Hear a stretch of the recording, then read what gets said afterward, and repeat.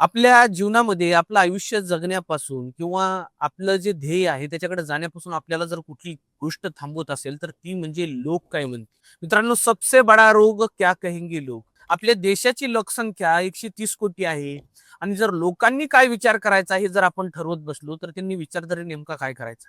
आणि प्रत्येकाच्याच मतावर प्रत्येक जण आपल्याबद्दल काय बोलतात याचा जर विचार करत बसलो तर आपलं जीवन संपून जाईल. पण लोकांची मतं आपल्याबद्दल संपणार नाही. आणि कोणी लोक हो मित्रांनो, जे आपल्या सुखामध्ये नसतात, आपल्या दुःखामध्ये नसतात. वेळ जर पडली तर तुमच्या गरजेला, तुमच्या मदतीला सुद्धा ही लोक धावून येत नाहीत. मग काय या लोकांचा विचार करायचा? विचार करा की मला काय करायचंय.